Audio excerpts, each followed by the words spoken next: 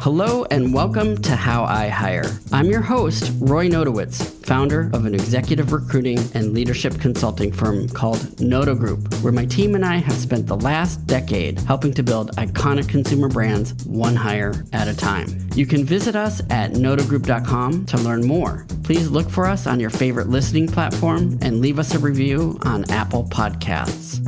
I'm excited to welcome Carola Frisch to the show today. Carola and I met through our work at Nike over 20 years ago. I was a recruiter in the apparel division at the Nike headquarters in Beaverton, and my counterpart in Europe, Lori Kriva, introduced us. At the time, the Nike brand was gaining global dominance and hiring like crazy. Carola was a trusted external search partner for some of the most important roles that we were recruiting for at the time. Based in London, Carola's firm Frisch Associates works with iconic consumer lifestyle brands in high growth and transformational stages, delivering not only executive search but also leadership consulting services as well. Over the years, our teams have collaborated on numerous projects, and most importantly, we maintain a connection on a quarterly basis to keep tabs on the pulse of the talent market, economy, and industry trends. And lately, Carola has been talking a lot about this modern leadership concept in our touch base calls, and I thought it'd be really cool to get her on here to talk about it. It's a way of leading that she articulates through her significant experience working with leading brands as they prioritize purpose and culture to stay relevant with consumers, employees, investors, and partners. Carola, it's a great honor to have you as a guest. Welcome to the podcast, and I'm excited to have this conversation today. Well, thank you, Roy. I'm a big fan of your podcast, so I'm really excited about actually being a guest today. Also, I deeply value our partnership and your support over the years. You always inspire me on how to do our job really well. You as well. It's been great. I'm glad we've always maintained our quarterly touch base. I think it's been a strategic advantage just being able to know what's happening, how things are going in Europe especially. I'm interested in, just for the audience, if you could start by telling us your background, your experience, and a little bit about your business so that we can have some context for that going into this conversation, because it's extensive. Well, as you said, my career in executive search spans more than 2 decades. I grew up in Germany and then ended up in London, initially working for a large international search firm and then for a specialist boutique firm before I started out independently in the late 1990s. Nike was one of my first clients, and I had an incredible journey working with the business. In a time when Nike doubled global revenues twice, I placed about more than 50 leaders. Many had a successful and progressive career with the brand internationally, and most enjoyed a tenure of 10, 15 plus years, and some even made it beyond the 20 years. Still there. Yeah, still many there. of them are probably still there. Yeah. Yeah, so working with Nike really helped me consolidate my focus on working with iconic consumer lifestyle brands when they are in high growth and transformation. It also taught me how to find in place leaders who meet the leadership and culture ad requirements of one of the most successful and admired organizations in the world. And then over the years, my team and I have worked with many category leading brands, including Starbucks or the North Face and Vans or Under Armour, and most recently also the digital disruptors such as Gymshark, which has just landed in the US. So in total, we have delivered over 400 successful placements. That's amazing. And so you've also done work in media too. I remember you had some of the media and entertainment clients as well, right?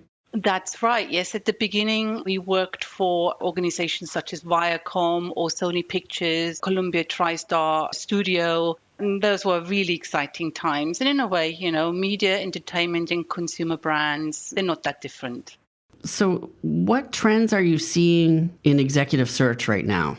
Well, there are many. So in the last decades, there has really been a shift away from the deep sector specialist search consultants, say in beauty or packaged goods, FMCG, or media and entertainment, as companies really need to find leadership skills and expertise that doesn't exist in their organization. Technology and digital evolution, but also business change in general, has led to organizations needing to recruit leaders from outside their own sector. And I also see a growing recognition amongst hiring executives, but also talent professionals in organizations that the strong or almost exclusive focus on the find element of a search is limiting and not where the value of a search firm truly lies. I don't know whether you're seeing that trend as well. Yeah, I mean, that's kind of the premise for starting this firm over a decade ago, was around adding more value than just the search piece. It's more like search selection and integration. Because increasingly our professional expertise and wisdom, the insights we collect by talking to hundreds of leaders and understanding the changing leadership context or our market intimacy, our reach or our independence, and in the role that we have as advisors to both clients and candidates, is seen as an important part of delivering the leadership hires that companies need. Yeah, right now is a really interesting time too, and I know we've talked about this just with COVID and the changing dynamics of people working remotely and companies shifting towards the digital first strategies and just a lot of churn within organizations. I don't know if in Europe right now compared to the US, I'm interested in your perspective on how things are evolving over there and what the vibe is compared to here. I know you've got sort of a pulse on both. I think that we are in a time where the field a search takes place in has gotten really complex and large. And the hiring industry reacts to the growing need for better hires faster with creating larger funnels. So, more fish in the pond and the larger net increases the chances of success, right? And then on top of that, technology is at hand, offering large platforms and virtual networks, as well as automated application and assessment tools. And it's confusing, also a growing number of senior leadership positions is posted online. Job postings get a lot of applicants because applying is made easy and, the jobs are marketed strongly. But the statistics show that only 2% of applicants receive offers, 2%. So the reality is that casting the large net wide leads to inefficiency and higher recruitment costs and protracted hiring processes because it just takes so much longer to field through it all. That's why companies are calling us to help get through that process. Really what's different today and what we need to be able to work with is those large fluent talent pools, the shift in the domain and leadership skills and mindset that our clients need. Then there is also increased virtual executive networking and leadership development. So it's not just a pandemic where everything went virtual. A lot of it will remain, and we really need to understand these networks to find the right people, whether that's through podcasting or whether that is, through a WhatsApp group where leaders in a specific field really congregate and exchange point of views. And also, I don't know whether you see that, Roy, now emotional and values-based criteria matter as much as opportunities to apply and build competence to the top candidates. Yeah, we call that the good company effect. So great culture, meaningful career opportunities, and authentic leadership, and a connection to purpose or mission is definitely something that candidates and people who are in the workforce care about now. Absolutely. And therefore, the communication around an opportunity needs to align to that. And then briefs need to be coded differently. And also candidate profiles need to be decoded in the right way. So it's kind of changing and shifting all the time. So what's the business climate right now in talent market like in Europe, and how would you compare that to the US? Well, uncertainty continues to worry most business leaders and consumers. In the pandemic, European governments have taken the approach to supporting businesses so they can then take care of their people, whilst in the US, government support has been channeled more directly to the people. So your consumer confidence and economic rebound is much stronger and is happening much sooner. And here in Europe, we're still waiting to see how many businesses will not make it and how many people will lose their jobs as those furlough and business support programs come to an end. And, we're also told to expect rising cost of living expenses as, wholesale and material prices increase. But I think that's a global thing. It's happening here too. Yeah. And yes, for sure, there are businesses that have been thriving in the pandemic, especially brands who operate predominantly in the digital D2C channel, or the wellness, the sports, outdoor bike brands. They've seen an incredible surge in A sales. lot of our clients, thankfully. Yeah. That's right. That's right. We share some of those, don't we? And the creative planning lead of one of the top advertising agencies here in London told me recently that food is the new rock and roll. So especially when it comes to the younger generations. And apparently food's the biggest category on TikTok. Wow. And then we see, luxury goods companies in Europe like Kering and Prada and LVMH. They are reporting incredibly positive results. And we're also seeing similar surge in lifestyle and sporting goods as the results reported recently by Crocs or Nike. Revenues in the US or North America are sharply up, followed by Asia. And here in Europe, it's only gradually recovering.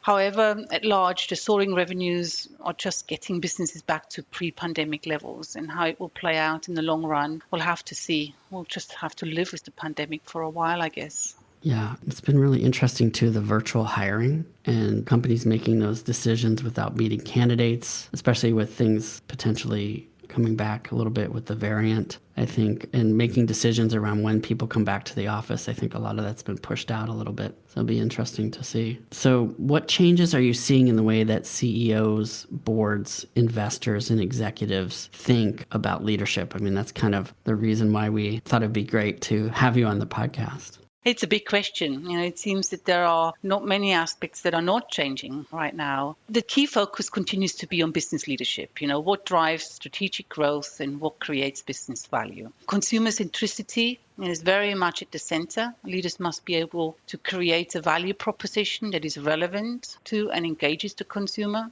And businesses need to use the whole gambit of tools that connect them with the consumer, from data and insights to compelling content and communication. And they need to be where consumer is shopping. So omni-channel capability is really key right now. But design thinking is becoming a strong strategic advantage as it identifies consumers' problems and needs and then aligns the organization to deliver new products and services and new business models that create a highly differentiated brand experience. Yeah, everything's so connected now. Yes. And everything is always around the consumer. That consumer centricity pops up all the time. And then so analytical strategic thinking are still essential capabilities. But then businesses are not always looking for the game changers. They also need leaders who can create growth and build value incrementally, bringing an organization and existing business along. Building tech and digital capability will remain a key leadership topic for years to come. Years of experience matter less in the digital age. I don't know whether you're seeing that. And in fact, they can even be a hindrance to growth and transformation. Especially with the digital marketing and e-commerce roles. We've seen that as a trend. Although we've been doing some DEI research and learning journeys over here, studying or looking at ageism in the hiring process. And one of the things we learned is there's no correlation between innovation and age. So just because somebody is more experienced doesn't mean they aren't as innovative. So that was an interesting thing that we discovered as well. And a lot of times I think people are looking for that younger generation because they feel like that digital native experience or that innovation element is more prevalent, but it's not necessarily 100% true for everyone. Right. Yes, and then that kind of plays into the conversation that is going on now around career decline and how executives can manage that. Apparently it starts in your early to mid 40s, but if people are aware of it, really understand how they can, bring their best to an organization in a less rigid way as we've seen in past structures, it's really exciting to see that. We've talked about learning agility, that competency and adaptability. And I think more than ever, that's one of the biggest elements, no matter what level or stage of career that you're in. Yeah. And so that led to your research, right, and your project. Exactly. Because what we're seeing is a shift in leadership skills and mindsets towards human values-based leadership. This was happening already well before the pandemic as organizations understood they need to meet the expectations in consumers or employees, investors, stakeholders when it comes to climate change and sustainability or social change and social justice. So because of accelerating and disruptive change, businesses need leaders who can foster agility, resilience, inspire lifelong learning, as you say. And so, as you said, I've spent the last 2 years on a research project called Modern Leadership. So can you define the concept of modern leadership and how does that influence your work? Or share the framework for Sure. that. I mean, modern leadership is essentially it's the inflection point of established and trusted leadership skills. For example, strategy, creating an organization that has capability to execute and drive the strategy, and measuring performance and progress with hard KPIs. And then on the other hand, what's coming in is that human values-based leadership mindset and those behaviors that make or keep businesses relevant for the consumer and the investors and the stakeholders. So we are seeing a global shift to redefine success in business as the pursuit of profits is balanced with the social environmental commitments of organizations. And as a result, the leadership standard is emerging. So we've started with a short survey where we surveyed about 100 VP and C-level leaders on what their leadership priorities are, specifically in our industry. And 98% said that modern leadership skills and mindset are critical for the future success and performance of their business. And over 80% have named ED&I as the most important capability or discipline. So the Modern Leadership Initiative has taught us what leadership skills and mindsets will make businesses future ready. And it has equipped us to help our clients and candidates to define and assess how these human values and behaviors are delivering measurable business success. So, taking into consideration those results of that survey you did, how have the business and workforce dynamics shifted as a result of COVID and just the shift in general in business towards these things? And what opportunities does that present for growth-oriented consumer brands as they compete in this more dynamic talent marketplace where there's lots more movement and activity and options for talent? Well, with regards to COVID, we've all learned that we do not need to be in the office or on site to do our work, and we've grown to appreciate the benefits of remote working. However, people will always be missing the social interactions, the non-verbal communications of working with others in a physical environment. Technology has been an enabler, but it cannot facilitate the learning and development that happens when we are around people and when we can observe and interact with other functions and departments. So it's all interconnected, isn't it? The sort of purpose-driven business leadership, it inspires consumers, it impacts their buying decisions and their loyalty and their engagement. But equally, it really inspires employees. And we've seen a shift in different mindsets from the baby boomers to the millennials. People expect, need, and want different things now. They want to really work with a business where there is a purpose, where they can make an impact above and beyond just doing the things that gets them to the next promotion. Assuming a company does have that strong connection to purpose or mission, whether it's for a consumer brand, a connection to regenerative agriculture or sustainable footwear or apparel or whatever the case might be, and they have been able to articulate their mission and purpose and attract good candidates, why do companies still sometimes struggle with selecting capable leaders? Right. I'm seeing that business growth and transformation strategies are often poorly or not at all reflected in the leadership profiles and hiring efforts.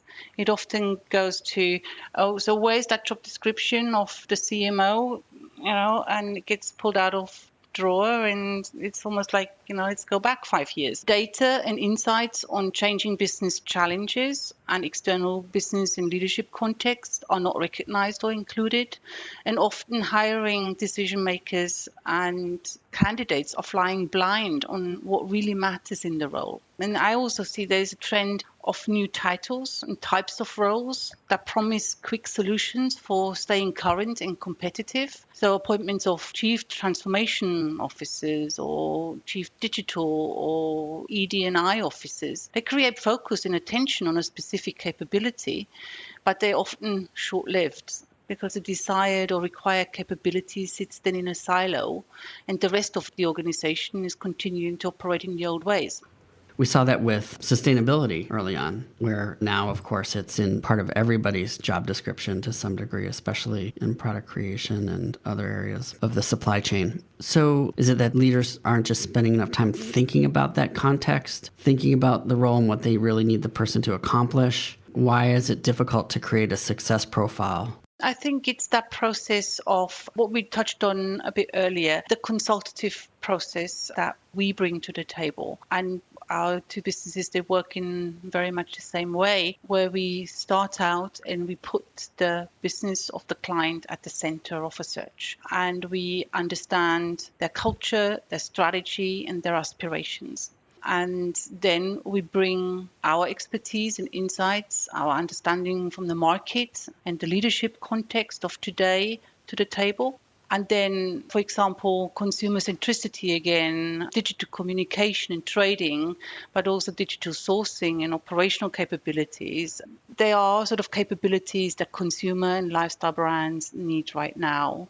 And we need to know what brands and teams and executives are really building and deploying these capabilities. And once we've got this full picture, we build the scorecard. We build a scorecard for every search, and then that informs it. And then we have our process then zones into what we call collaborative, strategic and tactical hiring, where we make sure that the hiring decision makers have all the insights and data that they need to hire the best leader for the role. And ongoingly, we deliver insights and data from the field, whether it's executive sentiment or competitor actions and marketplace dynamics that really help calibrate the profile and inform the client's strategic and tactical hiring approach. That's kind of what you just described as how you integrate the concept of modern leadership when you're helping clients think through their hiring strategy and their goals for their business and their evolving culture. And so what other things should companies or talent acquisition folks be thinking about as it relates to that scorecard, or as they're thinking through or talking to candidates in that search process? Yes, it's all around making sure that the strategy is really clear, because then that forms the mission for the company, but also the mission for the executive who is being hired. And that mission engages people much more than any sort of generic job description.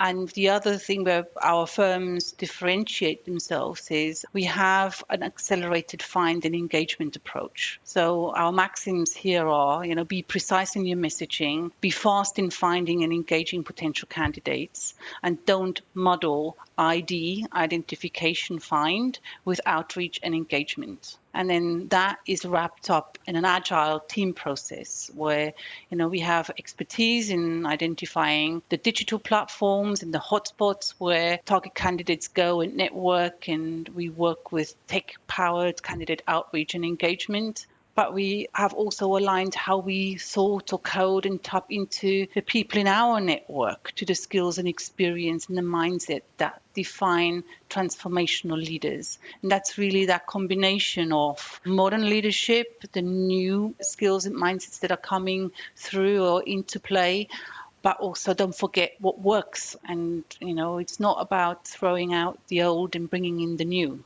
I think that speed element is something that's really important to call out. And that doesn't mean you're less thorough, but I think just with virtual interviewing becoming so mainstream and with so much noise and competition within the market, and we're seeing the shelf life of candidates really shortened, and companies that maintain that quick pace, but not quick without being detailed and thoughtful and strategic, they're going to have such an advantage, especially if they're proactive in building their talent pools. So I think that those are things that are going to be key moving forward, and I think that's here to stay even after people start going back to the normal interviewing post-COVID. So let's talk a little bit about diversity. We're realizing that that's really the key for innovation and staying relevant and just to unlocking better performance within organizations. And your team and my team have been working hard to incorporate these strategies to pull different candidate profiles into the mix. What approaches have you developed to identify and engage and support these goals within your client base? And then also, how do you mitigate bias in the hiring process? And then how does modern leadership support or foster DEI efforts? That's a lot of questions. It's a lot of questions. But it sort of goes together. Well, I think we share this, Roy. I mean, we're passionate about delivering diverse and balanced shortlists, and we promote diversity and equality in leadership teams. And our firms have a very strong track record in delivering diverse leadership placements. We champion diversity and inclusion through modern leadership, but also we're very tactical. We show candidates the diverse makeup of the teams that they would be part of. We guarantee careful and clear communication, so there is no inference that there may be an intention to advantage or disadvantage any group or person. And then we make every effort to explain the search criteria. So really, the candidates who are diverse candidates understand it's all about skills and experience and ability required.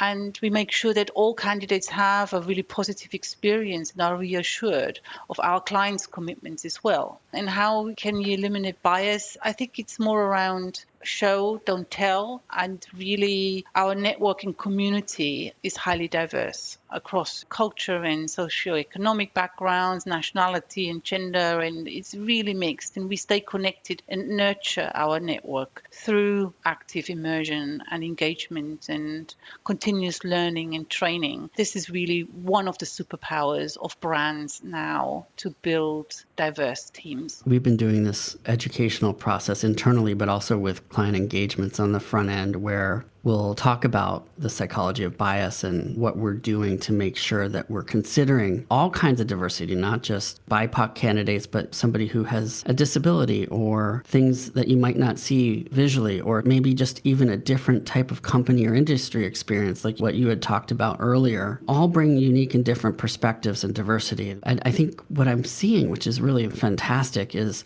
clients are much more open to talking to a wider variety of candidates with different experiences, even if they don't check every single box, because they know, gosh, that'll really balance out my team in a different way or bring unique perspective or industry experience. Not just the technology aspects that you talked about, but other areas of expertise and leadership as well. Yeah. You're right. I agree. Diversity that really lifts an organization goes far beyond the social, human aspects. Ultimately, it's about creating teams and organizations that bring together, different life and professional experiences, different point of views and sensibilities. I know we're going way back and dating ourselves, but it's almost like what it was like before LinkedIn, because with LinkedIn, what happened was we started really diving in and being able to find people with 8 or 10 dimensions, exactly what we needed and what we were looking for. And the client was able to check all these boxes.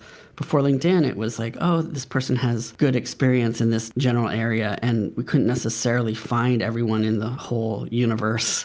750 million people globally pick out the 10 people with this exact skill set. So now that we have that power, it's great, but then we're missing out on the other side of that spectrum. So I see the pendulum swinging back a bit into, technology is great. We can find all these different things, but then we're also just sort of adding sameness to our team versus something different. Yeah.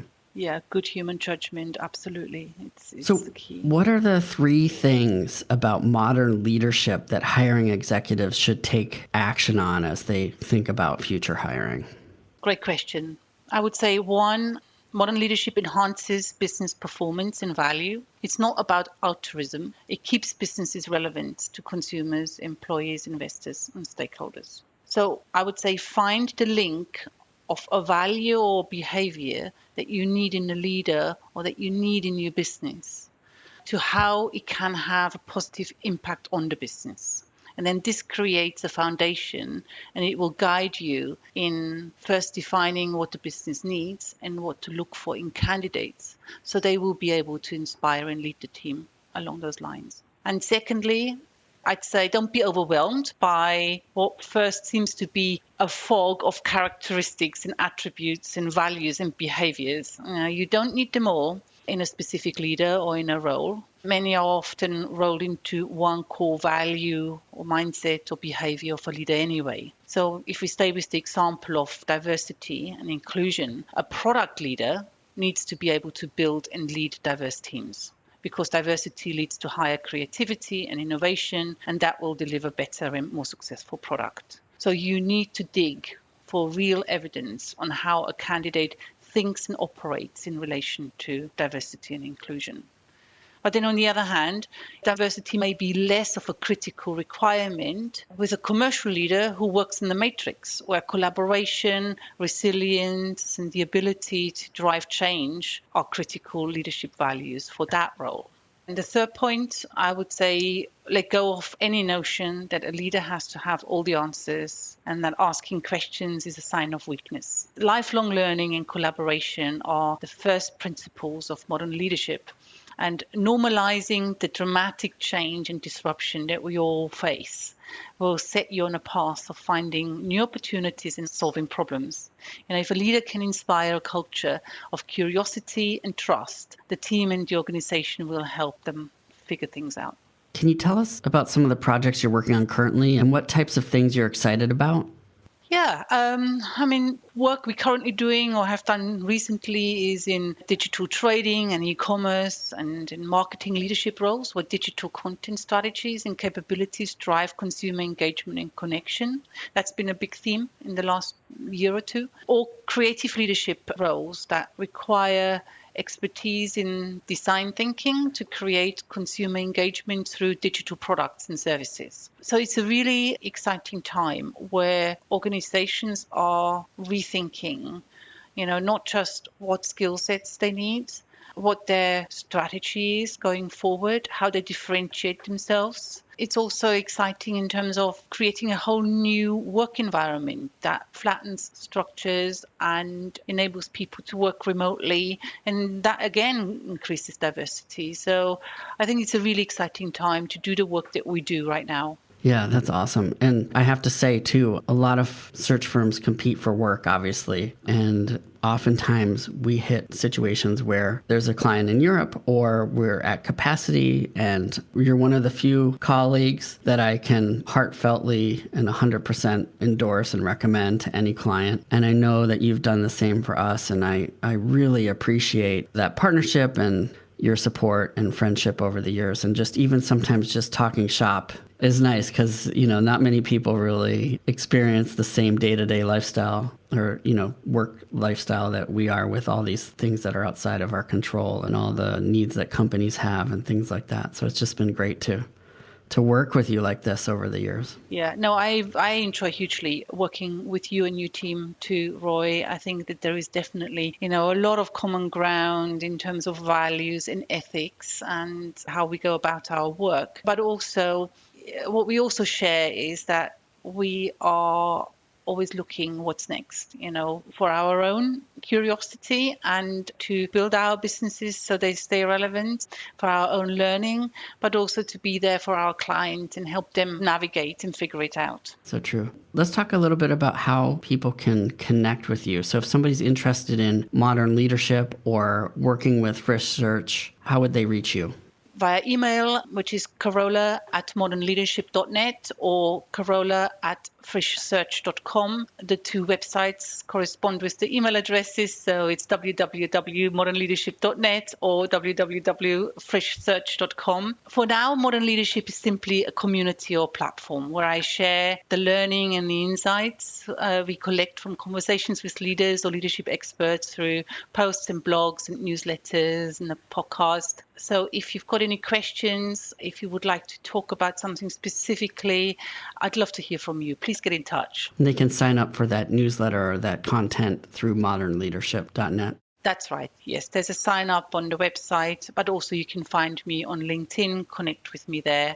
It will all end up in the same place. And we'll put all these links and emails in the show notes as well, so everyone will have the opportunity to dig in and take a look. That's great. Well, Roy, thank you so much. Really appreciate it. This has been really fun. And obviously, I'm going to talk to you probably in a month. Just touch base, our regular touch base. It might not be that long. So whenever. Thanks for tuning in to How I Hire. Visit howihire.com for more details on the show. How I Hire is available on Apple Podcasts, Spotify, Amazon, and all major listening platforms. How I Hire is created by Noda Group Executive Search. To find out more about Noda Group, visit nodagroup.com and follow us on LinkedIn. This podcast was produced by A.O. McLean, LLC. To learn more about their great work, visit aomclean.com.